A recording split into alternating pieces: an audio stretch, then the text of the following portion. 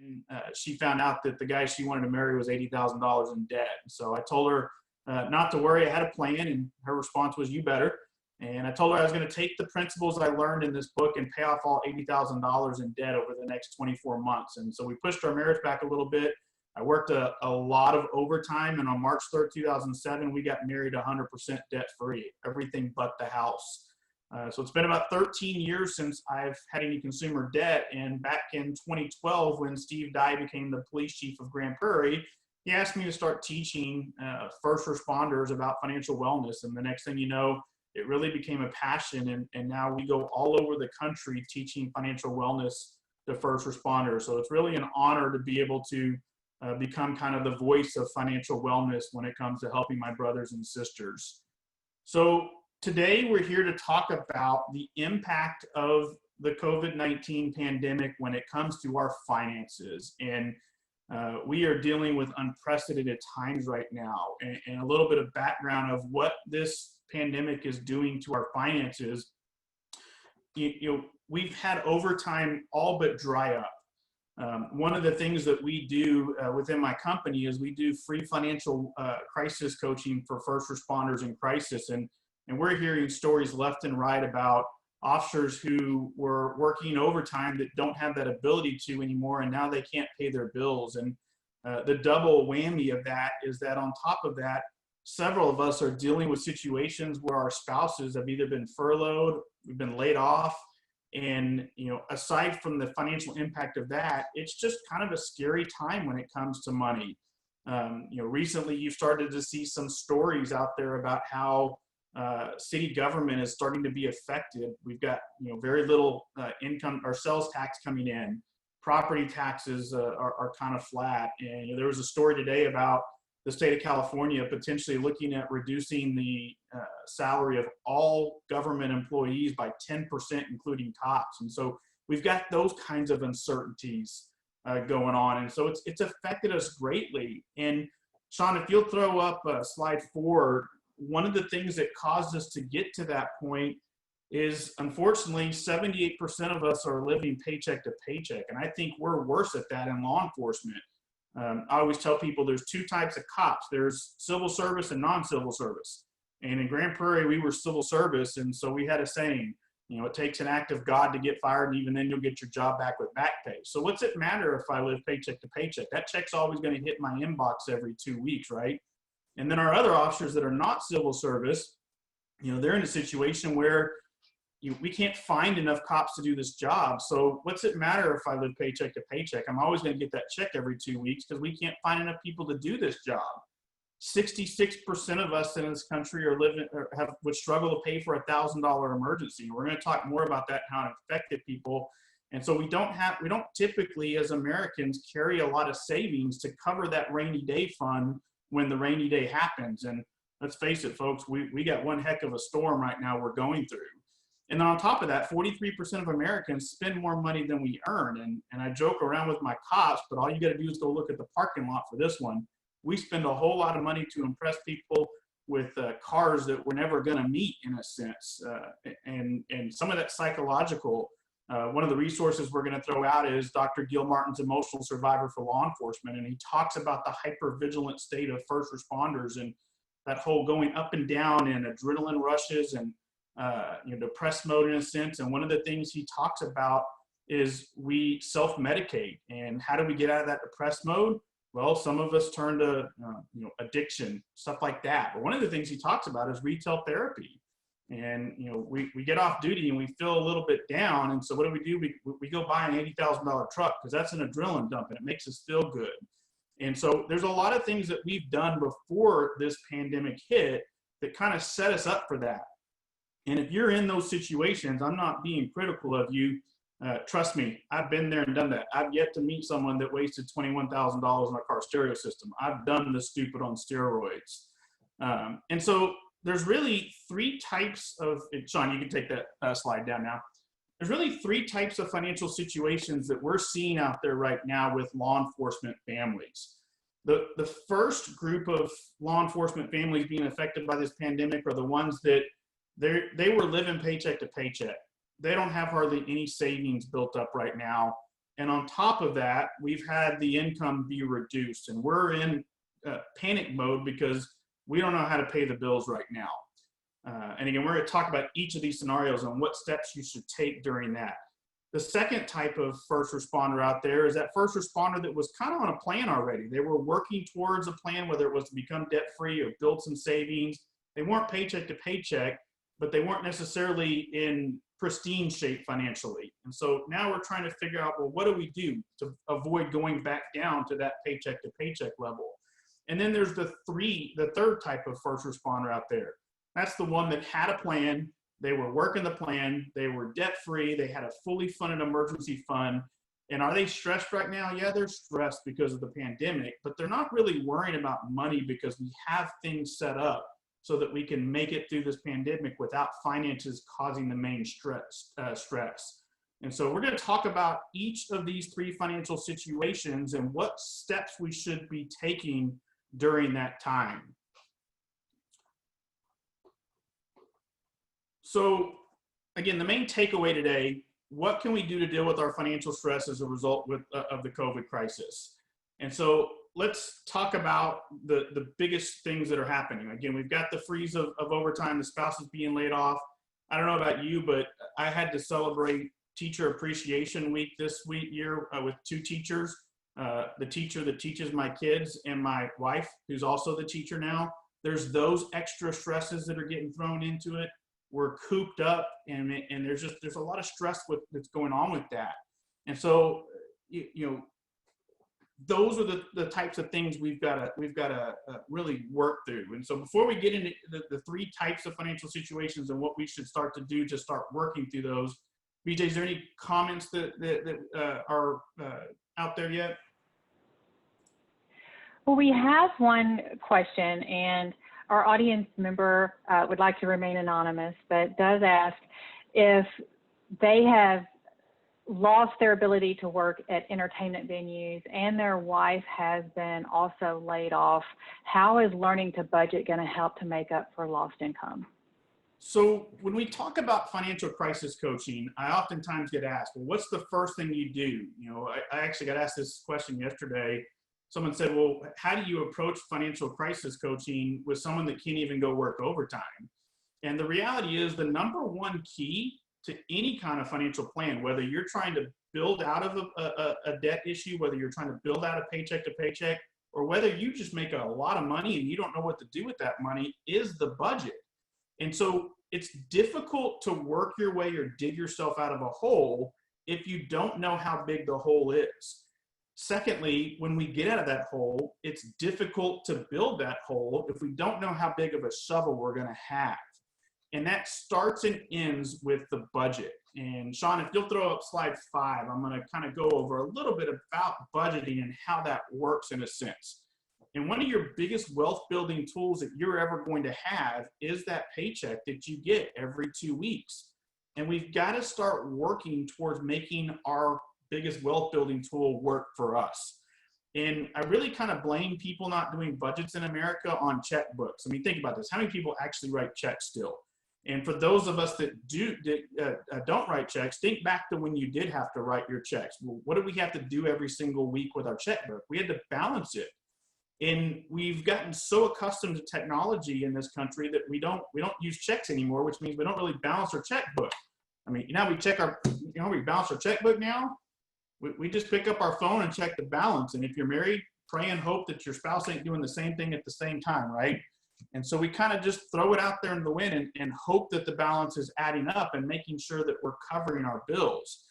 And when it comes to getting control of your finances, it starts with the budget. And it's called an every dollar budget, not your standard just write some stuff down on a piece of paper. We see a lot of people that try to do budgets and they'll write that stuff down on a piece of paper and they'll scratch their heads and wonder why nothing added up at the end of the month. What do you mean we spent $800 at the grocery store last month? I thought we were only going to spend $5 or $4. And so it starts and ends with an every dollar budget. And when I talk about budgets are not a fun topic.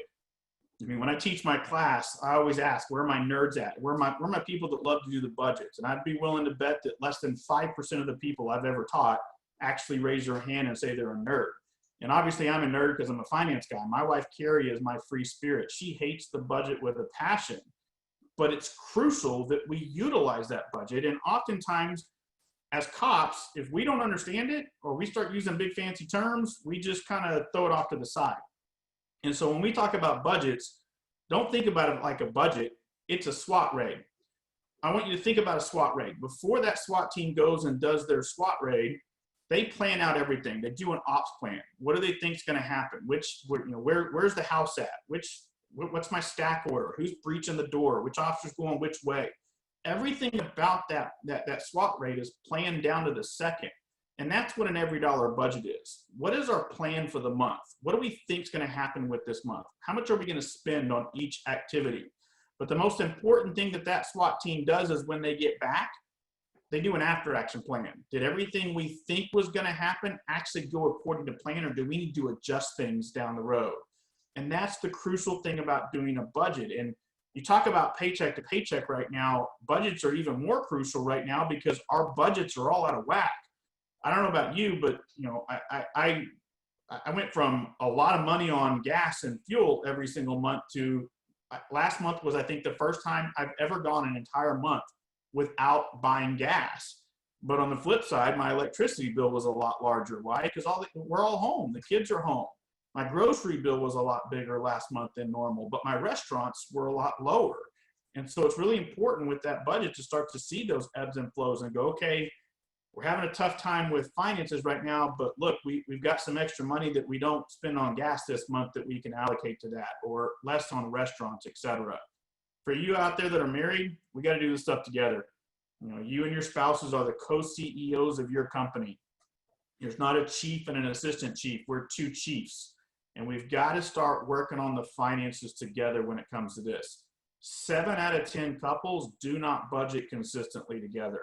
And when we do crisis coaching with first responders that are married, this is one of the number one things we see. We're not on the same page. We got to get that. And I always joke around, you want to stop money fights in marriage. It's not your money, it's not my money, it's our money. We earned it together. We'll spend it and we'll plan it together. And we've got to get on the same page within our company. For the single folks out there, if you're in a situation where you're stressing about money and you're not the proverbial nerd, you hate budgets in a sense, it's important for you to have yourself an accountability partner, someone you trust that you can run your budget through, that can help walk you off the ledge. And this is really important if you're like me. My name's Nick and I like to buy stuff. I may be the nerd in my family, but I like to spend money. Again, $21,000 on a car stereo system. And I've got to have my accountability partner in Carrie to pull me off that ledge, because I go through times in my life that I just want to spend money. I can't explain it. I don't know why. And we're about to go through one of the worst times of the year for spenders in this country. Every July sucks if you like to spend money, because Amazon Prime Week's coming. It's not even a day anymore. It's a whole week, right? We were on vacation last year. We were out of the country, and we wake up, or actually my wife wakes up and she sees me on the computer and she walks over and she's like, "Really, Nick? What are you doing on Amazon?" I'm like, "Well, somebody decided to plan our vacation around Amazon Prime Week." And she's like, is there something you needed? I go, "No, but there's a deal here. And if I don't buy it in 53 minutes, it's gone." And so she's got to pull me off that ledge. That's the importance about budgeting. And we've got a little bit extra time here. So I want to kind of get into the budgeting because it's so crucial to the 3 categories. Sean, if you go to slide 6. So the first thing we've got to look at when it comes to getting control of our finances, again, this applies to all 3 categories: paycheck to paycheck, in the middle, or doing really good with your money. We've got to do the budget, and that starts with the income source recap. How much money do we have to use for this month? You can't spend money unless you know how much money you have.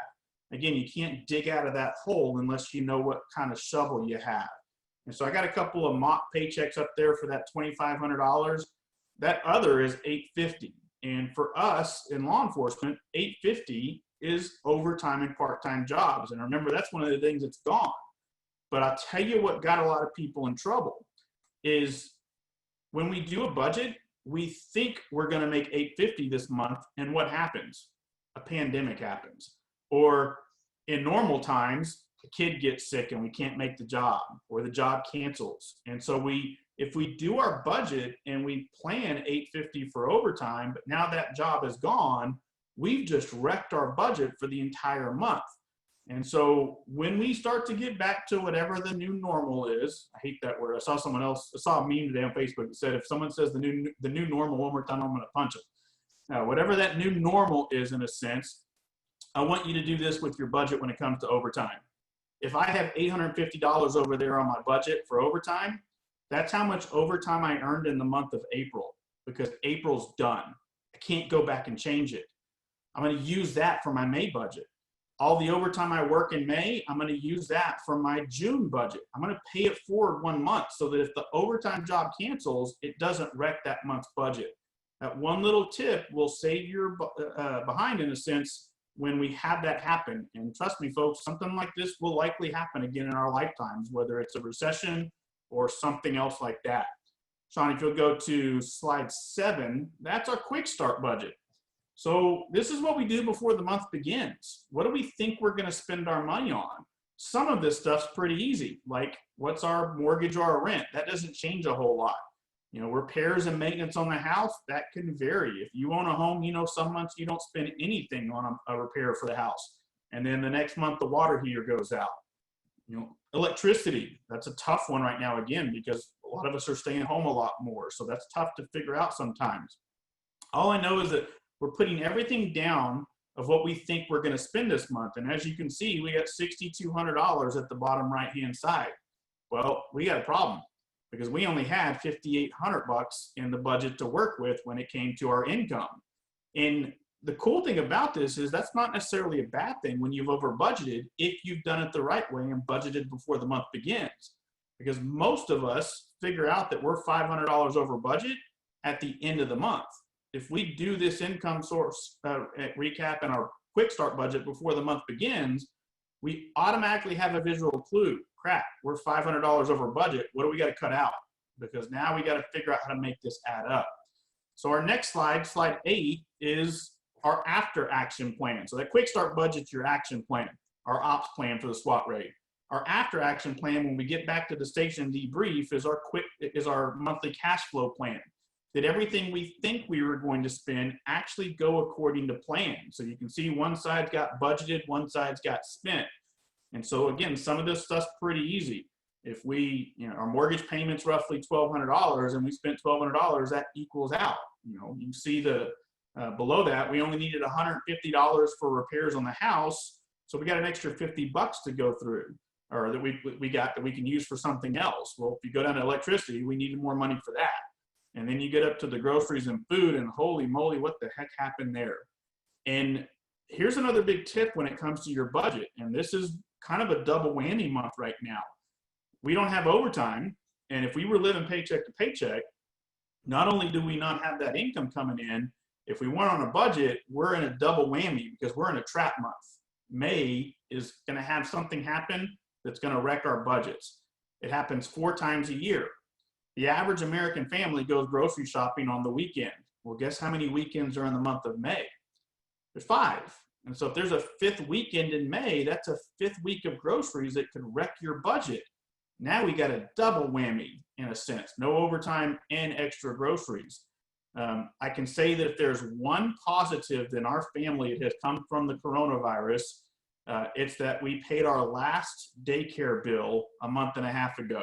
We're finally done with daycare. And if you've got kids in daycare bills are due usually on Mondays. And when there's 5 weekends, there's usually 5 Mondays. You want to talk about wrecking a budget, you start to see these little traps that come up to help you plan for those, in a sense. And so that's one of the crucial things that is really what we've got to do before we get into any of the different issues with the 3 categories of officers. BJ, are there any other questions before I jump into those 3 things we need to do? I got a question for you, Nick, while BJ's checking out the chat and all that. So, when we talk about human behavior, right? And we talk about I want to lose weight. So I can count calories all day long. I can, how many calories are in a donut and how many calories are in an apple, and I trade that off and blah. And then I can look at exercise and how many calories I could burn, but it doesn't work because I haven't changed my relationship with food. I haven't changed my relationship with, it's math, it's simple math, but I haven't changed what I think I deserve or what I think I want right now, and my cravings and my impulses. And money can be the same way, can it not? Yep. That, yeah, I can do the math. This much is coming in, so that means we can only spend this much. But my kids need a new pair of shoes, or they need sporting equipment to play. I'm not gonna, like, I can't afford it, but I'm not gonna put my kid in and pay the football fees for him to play football, like, with his friends and all that. So, those things that, and I'm not saying people are wrong that their families don't deserve it, but they can't afford it. How do we reconcile those relationships that we have with money beyond just the math and the budget? So this really goes back to, if you're married, you and your spouse as being the co-CEOs of your company. We run this together.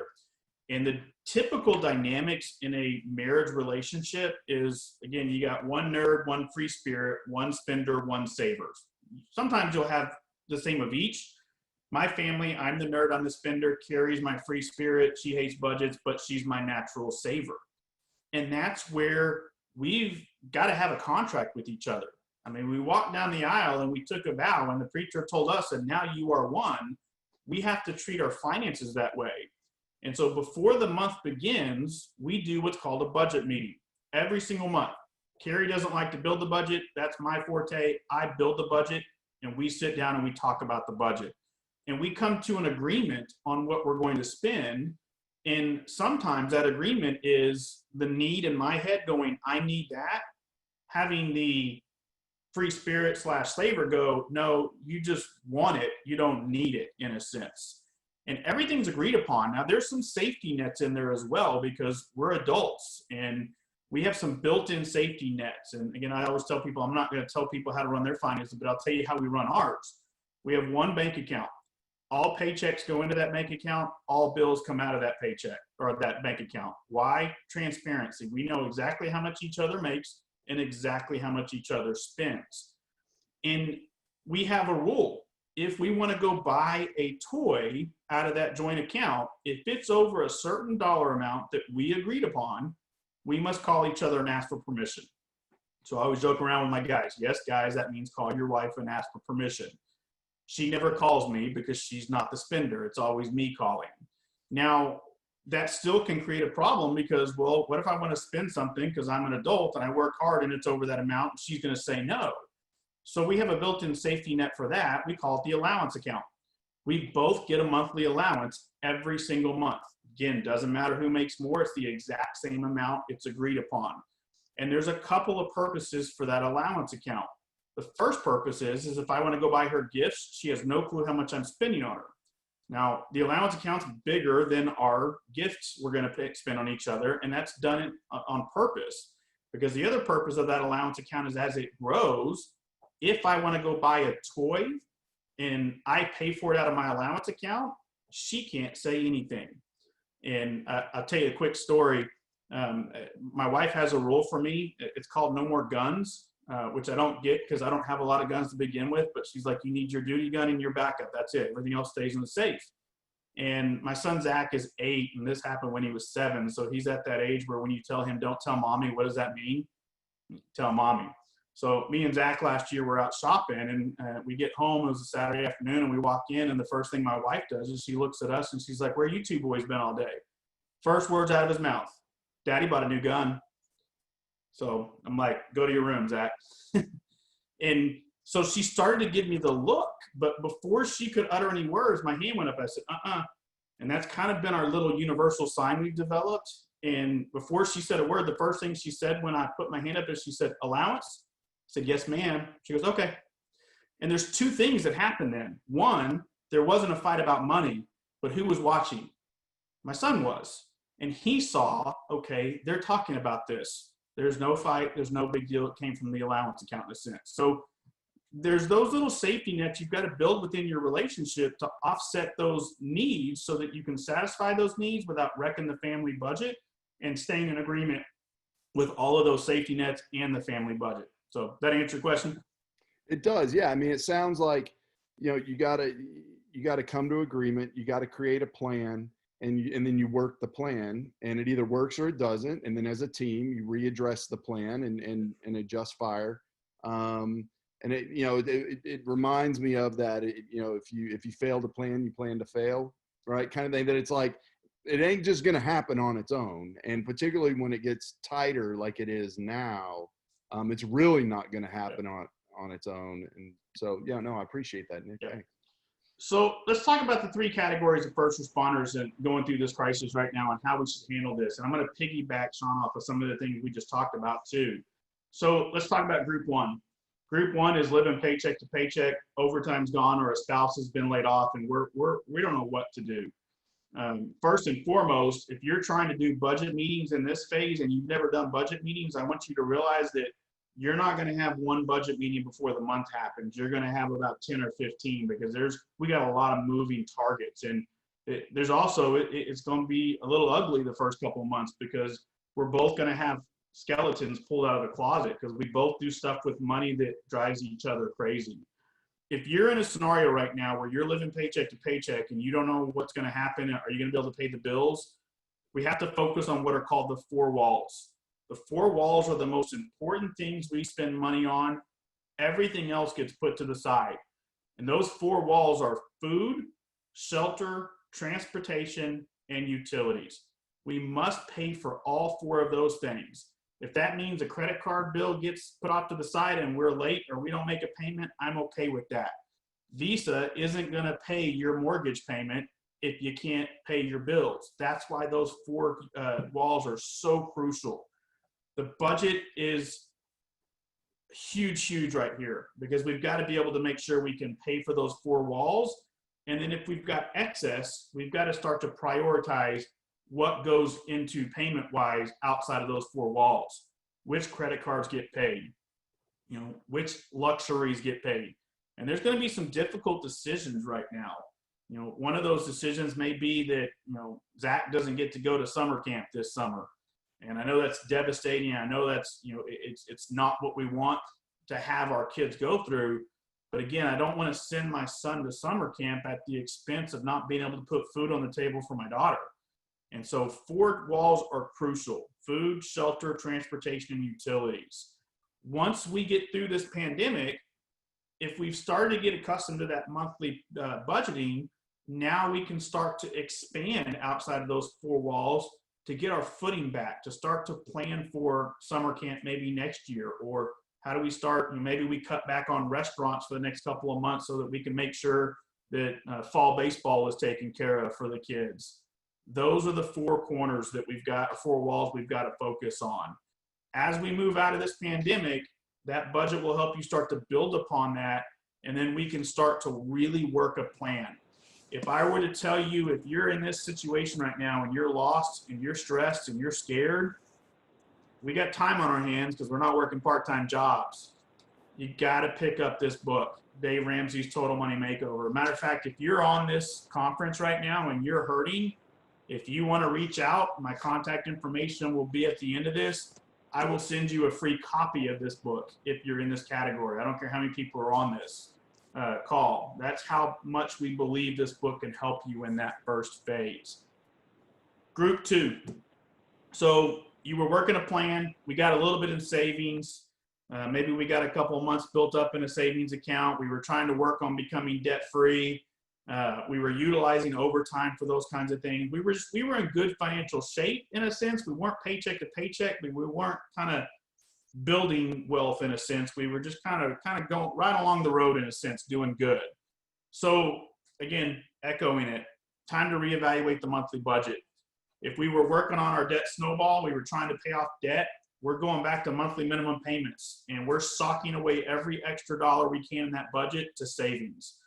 People in this category, I want you to become debt-free one day, but I want you to ensure that we've got extra income being socked away in savings for the rainy day because it's raining outside.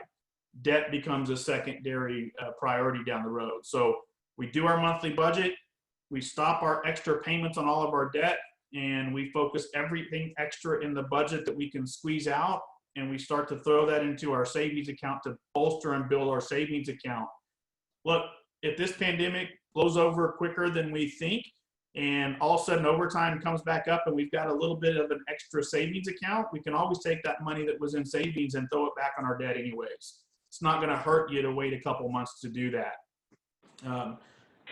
Consider halting. Nick, Go ahead, sorry. let me jump in real quick and ask you this question because it's kind of pertinent to the topic that you're on now. We have another anonymous question from the audience that says right now they're not able to necessarily pay towards all their creditors and they worry about credit taking a hit. Is it a good idea to communicate with creditors, or does that just give them tools to be able to come back at you later? Yeah. So before the pandemic, I would have told you, yeah, you know, I'm not worried about my credit score. Again, a credit score is going to do nothing for you if we don't have food, shelter, transportation, and utilities. But we're in unprecedented times right now. And if you're struggling to make your credit card payments, these banks are really, they seem to be working really well to help with deferral programs. And so communication would be key. Reach out to those credit card companies, let them know, hey, my spouse has been laid off, or my income's been cut back because of the pandemic. Is there anything that we can do to defer these payments for a couple of months until we get this back up? And from the people I talk to that are going through this, that have called it and had these communications, that they've gotten some really good responses from them. And again, so far, knock on wood, credit card companies aren't usually the best at working with people, but they seem to be working with them. Same thing with your house. You know, you can defer several months of your mortgage right now. And so if you're struggling paying bills, that might be something you want to look at doing. If you're in group 2, you're probably not in that position where you can't do that. And so I wouldn't defer your credit card payments or your car payments or your mortgage. If you can make the payments, keep making those payments, because that's just going to add more time to the loan anyways. But if you're in group 1, yeah, call those creditors, find out if they'll work with you. And I'd be willing to bet right now, most of them probably will. Any other questions on that topic? All right, so group 3. So you've done well. You're in a situation where you're debt-free. You've got a 3 to 6 month emergency fund. Oh, by the way, go back to group 1 and group 2. If you're making retirement contributions, so if you're contributing to your 457 or a 401k, you need to stop those. We need to focus on, again, on those 4 walls, making sure we can cover our bills. Don't worry about retirement over food, shelter, transportation, utilities. Group 3.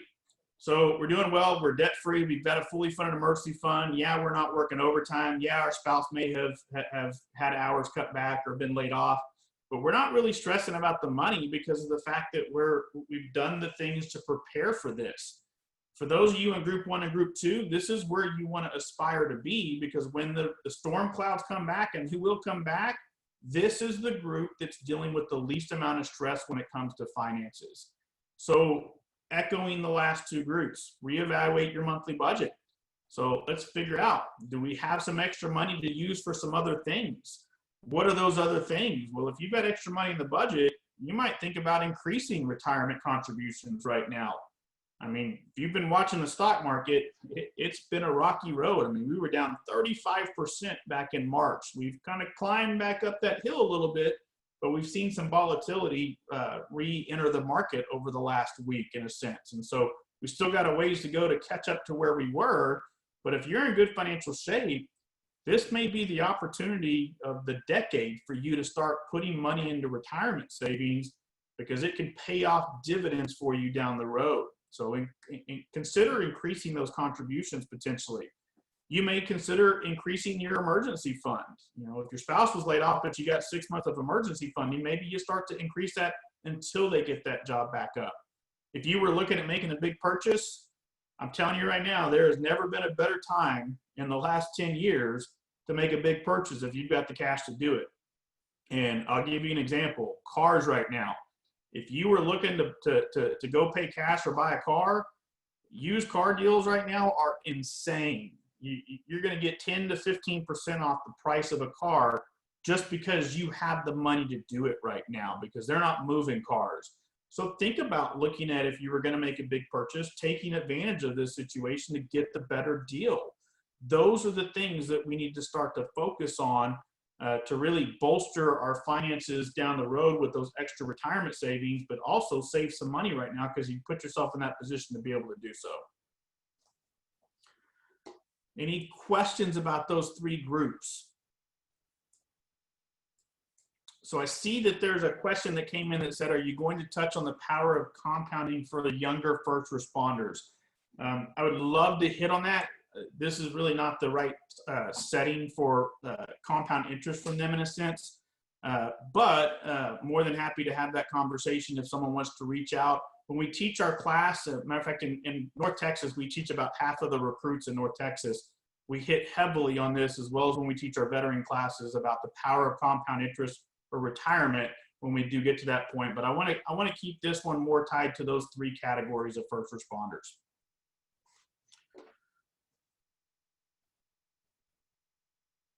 BJ and Sean, any unanswered questions or anything like that?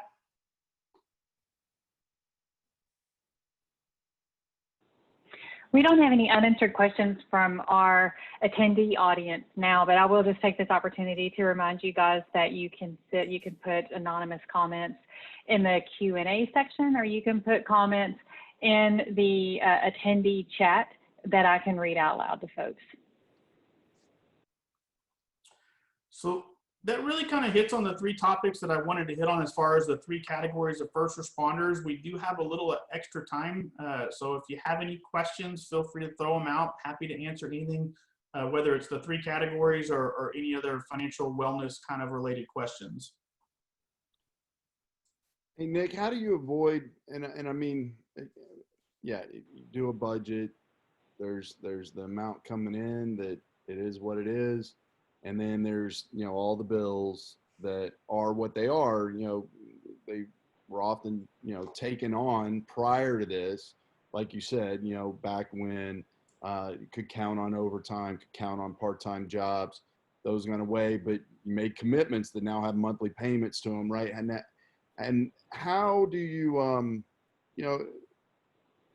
how do you keep from digging like a big credit card hole right now? Like, you know what, I still have a couple thousand open on this Visa. I discovered, I've got another 450 I can go on that. How do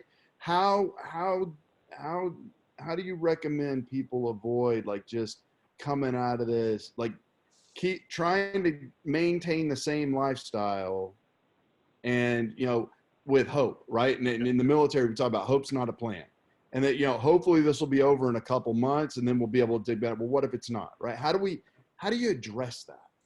So there's only really one way to lose weight in America, and that's to change your behavior in a sense. And I always joke and say it's really hard to lose weight in America with a tub of ice cream in the freezer, because if you're like me, it's going to get eaten.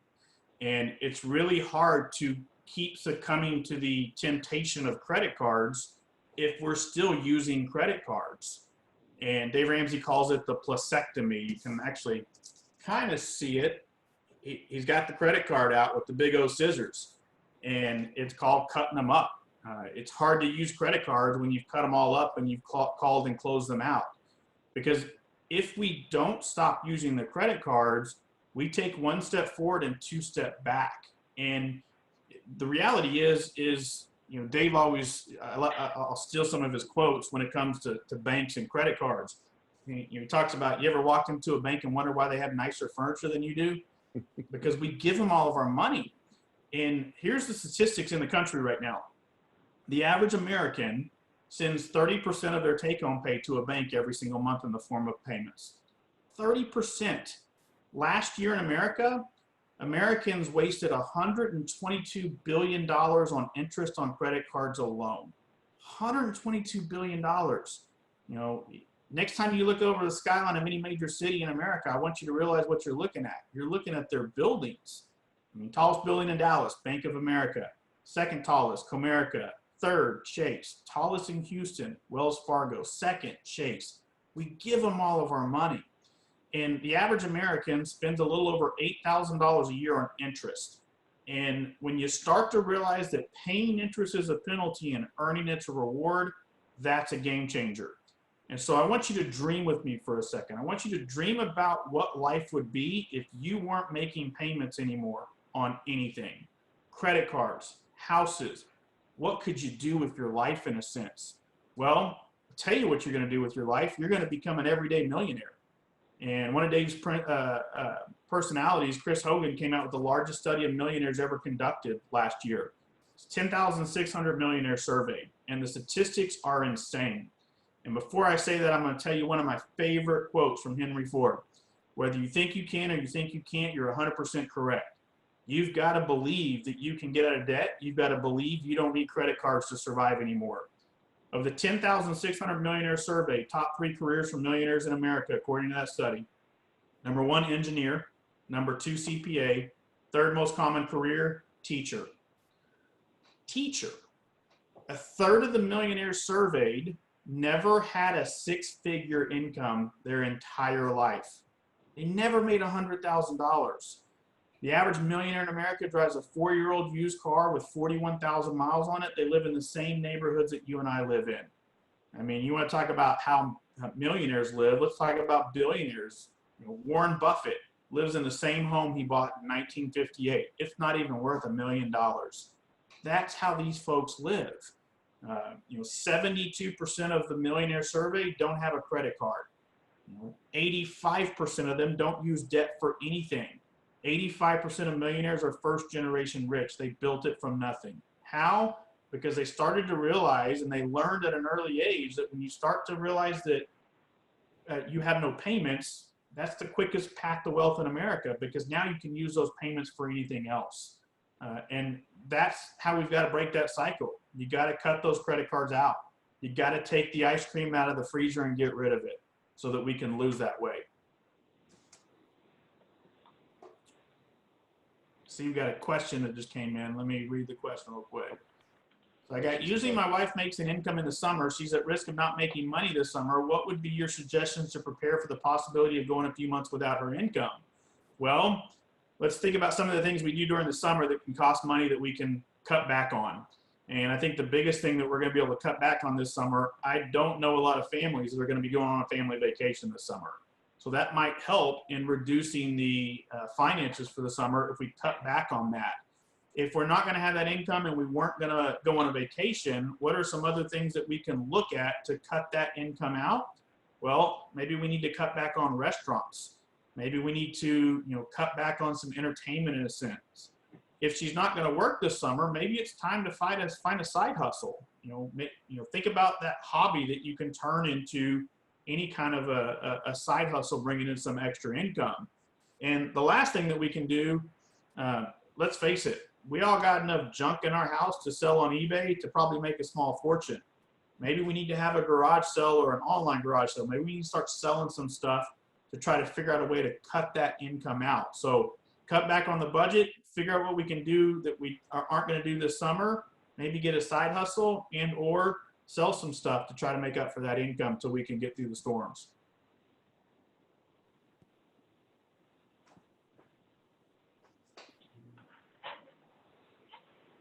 Nick, we don't have another question in the hopper right now, but on some of the resources that we have on our at the end of our show, I took a look at them after I went through some of our material, and I was really impressed with everydollar.com and youneedabudget.com, 2 of the websites that you recommended. And even for me, it got me to thinking, how useful it can be when you are at risk of losing part of your income, like our last question, to just really sit down and use something interactive, not necessarily the paper budget, but I noticed that on everydollar.com, you can put it on your phone and you can record every dollar that you spend. And it just kind of makes me think that perhaps some of these folks, that are going to be losing a tremendous chunk of their income, whether it be seasonally or for this particular season only, might have more money coming in or might have a bigger budget buffer than they anticipated. They just haven't really put it into a format they can look at before. So can you tell us a little bit about every dollar, this first one that we have, and then next, we'll take a look at youneedabudget.com and how that can maybe help folks realize that their budget shortfalls aren't as sharp as they anticipated? So both of these tools are the recommended budgeting apps that we recommend. We have evaluated a ton of budgeting tools out there. I actually don't like writing budgets out on paper anymore because technology is so phenomenal. And both of these programs do the same thing in a sense. They help you track your budget, and it's got, you kind of see in the screen there, you've got your paychecks. I think you know where I got my $2,500 paychecks to stole that from now. And so it allows you to input everything. And the really cool thing about these programs is you can pay for an upgraded fee. I think Dave Ramsey's is $120, and I think YNAB or You Need a Budget, I think it's $90, something like that. It'll connect to your bank accounts. And that's kind of neat, because when you really track every dollar, unless you've got something automated, you're not going to track every dollar. The average American has something like 60 to 90 transactions a month. And if you don't have it automated, are you really going to remember to go in there and put that $5 Starbucks coffee in every time we go get that? And so when you connect your bank accounts to these programs, it'll list out all your transactions from the previous day, and you can click and drag them over so that you can actually keep track of everything. It'll tell you if you've gone over budget. It'll tell you if you're under budget. And this will really start to help you figure out where you're spending money. And when you do these programs, I don't want you to focus on May's budget. I want you to go back and look at April's, because again, April's done. Can't fix that. So go back and look at everything you spent money on, put them in your categories, and that'll give you your baseline going forward to know about how much you should spend every month in a sense.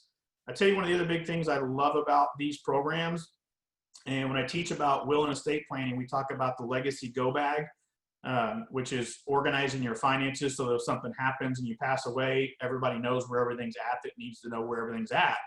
And one of the good things about these programs, I've been using Every Dollar for a long time. So if something were to happen to me, I think it now actually has 36 months of stored budgets on there. So if something happens, Carrie can go look at Every Dollar, or if you're using YNAB, the same thing, and that will show her the last 36 months. So if I die tragically tomorrow, Carrie can go back and look at May of 2018 and 2019, and I think 2017. So she's got a roadmap to help her find those trap months, like the 5 weekends in a month. Or you got little kids, October, November suck if you've got little kids, because it's birthday party Armageddon every single weekend for some reason. So you start to see these little traps like that. One other side note, when it comes to these websites, I know they tell you they've got apps on your phone. Don't use the phone app. I have helped people build hundreds of these budgets. And when you try to do a budget on a small screen like this, if you're not really an expert at budgeting, this small screen will make it confusing and cumbersome and frustrating. And if you get frustrated, you won't use it. I'm a nerd. I still, to this day, use the computer to do our budget. And I only use the app when I'm traveling to spot check things, because I want to see the big picture. I want to see everything on one screen so that it's easier to the flow of it's easier and it's better organized. So I got a question about, is it a good time to reconsider financing a mortgage and taking some equity out to pay down some consumer debt? So this is a two-part question. Yes, it is a good time to look at refinancing your house, and that could help with your budget because it could lower your monthly payments because interest rates are at all-time historic lows. But there's some rules of thumb we need to kind of qualify that with. I typically don't like refinancing a home until we can knock about a full percentage point off of our interest rate. And secondly, I don't like to refinance a home unless we're going to be in that home for some time. You got to have that break-even point, and that break-even point is typically anywhere from 2 to 3 to 4 years. What does that mean? That means, what are your closing costs, and how much are you saving in interest every month to make up that closing costs, and before you actually start being in the green and making money over what you were making on the old loan. I also am a big fan of going into a 15-year mortgage if you can, because you're going to save a lot of money. And believe it or not, I actually have two clients of ours that have refinanced their home recently from a 30 to a 15-year note, and the interest rates were so much lower that it only raised their monthly payment by $100 a month. but it saved them over $100,000 in interest on the loan. I mean, phenomenal opportunities with that. When it comes to using the home to refinance your debt, I'm not a fan of that. I don't like taking equity out of my home to pay off debt, because we just took a debt that if we work a program and we can probably get out of that debt, hopefully within 24 months, maybe even a little less than that, or a little, at worst case, a little more than that. If we take out equity out of our home to pay off that debt, we've just financed that debt for 30 years or maybe 15 years. And if you do the math on it, the interest paid on that over that 15 to 30 year period is likely a lot more than if you just buckled down and tried to work a program to become debt free in the next 2 to 3 years. So it elongates that. And here's the other thing. Sean, you talked about it earlier. We don't change our behavior. Well, if we're struggling with money, if we've got credit card issues, we're the problem in this. And that's a good thing and a bad thing. The good thing is we're the problem. The bad thing is we're the problem. When we realize we're the problem, we have the ability to change our behavior. And I can't tell you how many times I've seen people go get a debt consolidation loan or refinance their home to pay off all their debt. And 2 years later, we're having a conversation with them because now they've refinanced all their debt and they're right back into the same debt, because all of a sudden we have this newfound freedom of no payments. And when this pandemic is over, marketing is going to be insane. I mean, think back to September 11th, very emotional time. And what did this country do? You saw 0% financing on brand new $80,000 trucks for 80 months left and right. And so we took that emotional side and we said, let's go get a good deal because it's 0%. And we went right back into debt and created a $500-600 truck payment for the next, 6-7 years in a sense. And so until we can establish we can change our behavior and not go back into debt, I don't like to get rid of all the debt through a consolidation loan or a mortgage refinance. There is a very huge psychological benefit by working a program and paying that debt off over the next 2 years so that you don't go back into it. So Nick, we got a few minutes left. Why don't you tell us about Financial Cop? So Financial Cop is a website that we created to have extra resources when it comes to financial wellness topics. And in the focus areas, it's got breakout sections of all the different topics we talk about. Unfortunately, we didn't have it done in time because what you're looking at is going to disappear in about a week or so. We actually took this pandemic as a great time, since we were a little slower, to redesign the entire web page. And so I'm waiting for the good old compliance to get through approving everything, and we're going to launch a brand new website here in the next week or two with some cool free downloads on how to build a legacy go bag for you, and some additional resources on there for first responders. Here down the road, we're about to start another project where you'll be able to go to Financial Cop and actually do video lessons with us on different topics. I know someone asked about the power of compound interest. We're going to do some actual video classes and video lessons on Financial Cop. But it's a great one-stop shop to be able to go and get additional resources about whether it's how to do a budget, your will and making sure your estate plan is done, your legacy, debt reduction, how to build a debt snowball. It's got a lot of stuff in there about your retirement accounts and pensions and how do you navigate those waters, college funding for the kiddos, how to pay the house off at an accelerated rate. So it's a really good resource to learn all the different corners of financial wellness. And then you also, you were sharing this book with us. Yeah, Emotional Survivor for Law Enforcement is, to me, that book should be mandatory reading for every 5-year officer in this country. That book walked me off of a ledge of quitting at 5 years because I was in my first burnout phase of law enforcement, and it really helped me understand the emotions that I was going through. But it also helped me go back and understand some of the psychological things that caused me to go $80,000 in debt, because I was using that hypervigilant state and that depressed mode to kind of bolster my mentality in a sense, just to work through some of the demons that we see on a daily basis in law enforcement. So it's a phenomenal book that'll help you understand not only the things you're going through in law enforcement, but may help you understand why you're struggling with maybe an addiction or overspending on things or communicating with your spouse.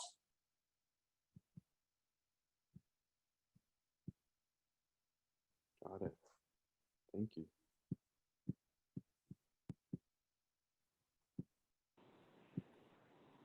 All right. It looks like we are at the end of our time. So if there are no more questions from our audience, I don't see any more in the comments section either. And I don't think we have any remaining in the Q&A screen. And I think that's a sign, Nick, of how wonderfully you covered all of this material. So if you don't mind, can you just give folks your contact information and we'll say goodnight to our audience. Yep. So that's my personal cell phone number. You can call us or text anytime. You can email me at nick@financialcop. You can follow us on Twitter and Facebook. I've got 2 other financial cops. I've got Mike Parker from Mesquite PD. He's a retired sergeant from Mesquite that works for us as well. And I've got Keaton Burke from Plano Police Department. And we have an entire team in Florida as well that are helping first responders with this stuff. Wow.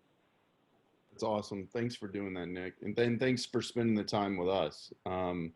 This is important. And you know, and while you've been talking, you know, money, it's so hard when there ain't enough. And particularly when you have the means, you have the talent, you have the skills, and the opportunities aren't there. You, like you were talking about, that counting on that overtime or that part-time work, and it's just gone. And it reminds me of the episode we did with a couple of police chiefs a few weeks ago on the Stockdale paradox, that at some point this is going to end. This is going to end. We're going to get through this. We got to be resilient, but we don't know when it's going to end, and that's what makes it hard. And I think, you know, the knowledge you shared tonight, the resources, you know, we have the time, and now is the time to kind of buckle down and really do this planning. And I appreciate you sharing that with us, Nick. Thank you. And I can't tell you how much of an honor it is to help my brothers and sisters with this topic. Sure. Well, BJ, is this it? Is this it? We did 6 of these. Is this it for the series? Are we taking a hiatus? Are we going to come back? What's the plan? This is it. We will have special topics only from now on, and we will announce them through the Caruth Police Institute's Facebook and Twitter page, and whichever partner organizations we work with, but certainly with MMHPI at the Texas State of Mind social media outlets as well. So we encourage you to follow Caruth Police Institute and Texas State of Mind on Facebook and Twitter, and watch for special topics coming up. Awesome. Thanks, BJ. And for all of you, stay safe out there. For the last time, from the bottom of my heart, all of our hearts here at the Meadows Mental Health Policy Institute and the Caruth Police Institute, stay safe out there. And we appreciate everything that you're doing, keeping us and our family safe. Have a good night.